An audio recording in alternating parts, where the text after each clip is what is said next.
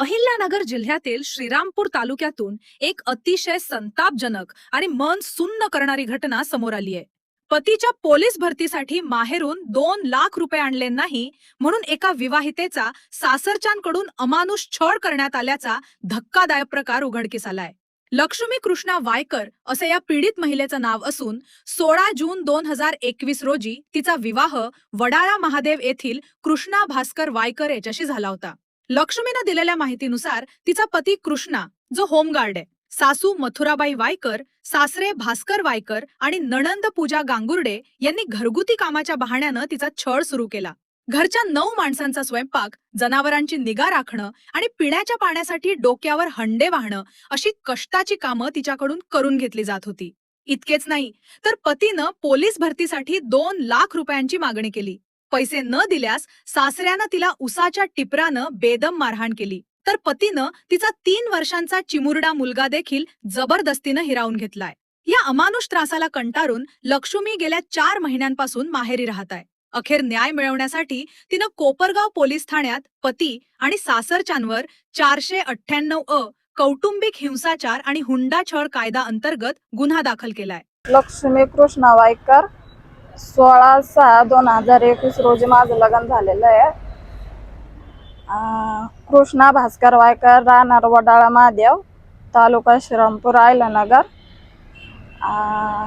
भास्कर रानू वायकर यांनी मला उसाने मारहाण केली।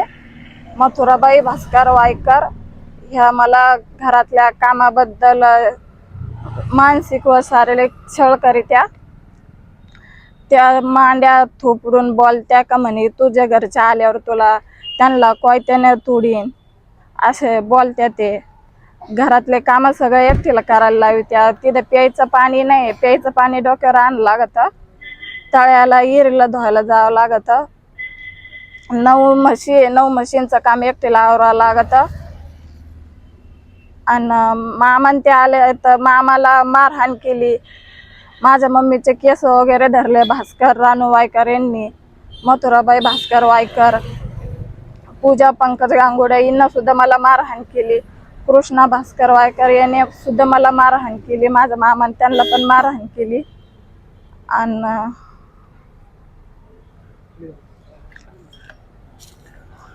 3 वर्षाचा मुलगा हिसकून घेतला त्यांनी। आणि पोलीस भरतीला जायसाठी, होमगार्ड पोलीस व्हायसाठी 2 लाख रुपयाची त्यांनी मागणी केली। म्हणे का जा तुझ्या मम्मी कोण घेऊन ये। तुला घरात कोण कोण त्रास देते? सासू सासरे कोण कोण देते? सासू सासरा ननंद आणि नवरा। काय त्रास देतात? काय करतात? हानमार करीत्या, घालून पाडून शिव्या वगैरे देत्या, बोलात्या काम नाही केल्यावर। काम तर करीतोच ना आपण, का असं का आपण बसून थोडं राहतो म्हणा, पण काम केलं तरी ते बोलात्या ना, तरी शिव्या द्या। म्हणत्या का त्या घरच्यांकडून फोन घेऊन ये, फोन लावायचा असल्यावर आई बापाला महिना फोन नाही करू देते, ब्लॅकलिस्टला टाकते। 11 वाजे लोक भांडे घासावं लागत्या, 2 जाळ्या। स्वयंपाक पण एकटीलाच करावं लागतो, कुणी करू नाही लागत स्वयंपाक। माणसं आहे, 9 माणसं आहे, 5 पोरं आहे, जनावर आहे। मारहाण करते? हा, मारहाण करीत्या। कशी काय करते? सासरा मला उसाच्या टिपरानं मारितो, नवरा आईचं बहिणीचं ऐकून मारहाण करीतो, म्हणतो घरात राहू नको, निघून जाय। मला 2 मुलं आहे, 1 मुलगी 1 मुलगा। मुलगा 3 वर्षाचा हिसकून घेतलेला आहे, मुलगी माझ्याकडे आहे। किती दिवसापासून त्रास देते? नवऱ्याने। किती दिवसापासून त्रास देते? काय कारण? त्रास द्यायचं कारण काय? किती दिवसापासून? लग्न झालं काय, फक्त 1 मुलगा तर चांगलं नांदवलं, आणि 1 मुलगा झाला का मग तिथून पुढे त्रास द्यायला। काय करते? म्हणते का माहेरला जायचं नाही, वर्षातून एकदा माहेरला जायचं। होमगार्ड पोलीस आहे। हा। काय नाव? कृष्णा भास्कर वायकर। मारहाण करीतो, म्हणतो घरात राहू नको, निघून जा। पण 2 लाख रुपयाची मागणी केली त्याने, म्हणे मला पोलीस व्हायचं म्हणे, 2 लाख रुपये घेऊन या म्हणे। मग काय म्हणणार? मग आता 2 लाख रुपये दिले? कुठून दिले? नाही, 2 लाख रुपये द्यायला आमची आई गरीब आहे, खुरपीच्या कामाला जाते शेतामध्ये, आणि कुठून 2 लाख रुपये द्यायचे त्याला? तुझ्याच नवऱ्याला द्यायचे ना, बिचारा पोलीस झाला तर तुझं चांगलं होईल ना बाई. पण पोलीस व्हायला तिची ऐपत असली तर देतील ना, ऐपत नसल्यावर कुठून देतील तिला? नाही 2 लाख रुपये घेऊन आले तर म्हणे घरात राहू नको, घरातून निघून जाय. आणि किती दिवसापासून त्रास देतोय तू? किती दिवसापासून माहेरी आहे आता? मी 4 महिन्यापासून माहेर आहे. आता काही फोन बिल काही काहीच नाही. तू आता पोलीस स्टेशनला जाऊन काय केलं? तिथं तक्रार नोंदवली 458. शिर्डी पोलीस. हा, कोपरगाव.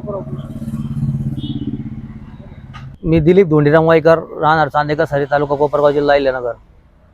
आम्ही 9/3/2026 रोजी वडाळा महादेव येथे धार्मिक कार्यक्रमासाठी विलास रावसाहेब गंगावणे यांच्या इथे गेलो होतो.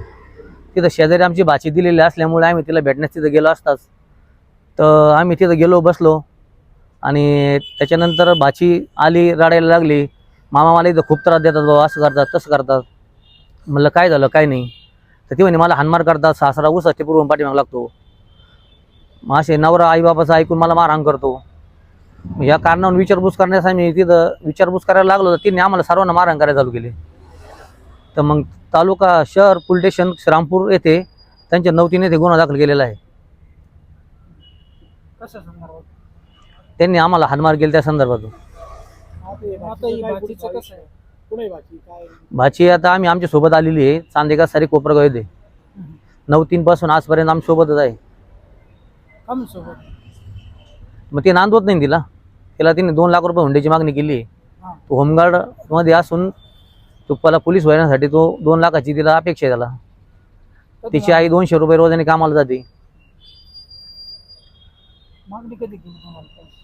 ती मागणी तो जवळपास 6 महिन्यापूर्वीच त्याने बोलला होता. तो तसं मी तुमच्याकडे येणार नाही म्हणे, दिवाळीला जायचं नाही, रक्षाबंधनाला जायचं नाही, तुला सक्का भाऊ नाही आहे, तुला जे मावस भाऊ असतील त्यांच्याकडे जायचं नाही, तुला आमच्याशिवाय कोणी नाही, तुझे मामा आज आहे उद्या नाही म्हणे. ती अशी एक दिव्यमान धमकी पण त्यांनी मागच्या वेळी दिली होती. इकडे वाटायला आले तर हातपाय तंगडे मोडून टाकू भाऊ. तिची सासू डायरेक्ट पाहुणे जर आले तर घराच्या बाहेर बसा म्हणते, घरात घुसू देते नाही. आमच्या भाचीचे मिस्टर होमगार्डमध्ये आहे, श्रीरामपूर तालुका पोलीस स्टेशन श्रीरामपूर. तिथं तो होमगार्ड पदाचा त्याला खूप अभिमान आहे आणि त्याला तिची घमंड झालेली असून त्याच्या पोलिसांसोबत ओळखी असल्यामुळे तो खूप दादागिरी करतो. मग आता पोलीस तो म्हणतो वडिलाला आली तर तुम्ही इकडे म्हणजे हातपायकडे मोडून टाकल. तुम्ही पोलीस स्टेशनला जायचं ना, पोलीस ऐकत नाही. पोलिस ओळखीचे असल्यामुळे पोलिस तिकडच्या बाजून काही बोलतात, आमचे मनधरणी करतात फक्त, तिकडून बोलतात पोलिस. काही पोलिस पण त्यांना घाबरतात. वडाळ्यामध्ये येतील ते खूप भयंकर लोक आहे, प्रत्येकावर गुन्हे दाखल तिथे वडाळ्यामध्ये. घरोघरी असे लेकेबाळीचा खेळ चालवला त्यांनी. या प्रकरणातील आरोपींवर कडक कायदेशीर कारवाई व्हावी का? कमेंट करून तुमचं मत नक्की सांगा. महाराष्ट्रातील अशाच ताज्या घडामोडींसाठी व्हिडिओला लाईक करा, शेअर करा आणि आमच्या चॅनलला आत्ताच सबस्क्राईब करा.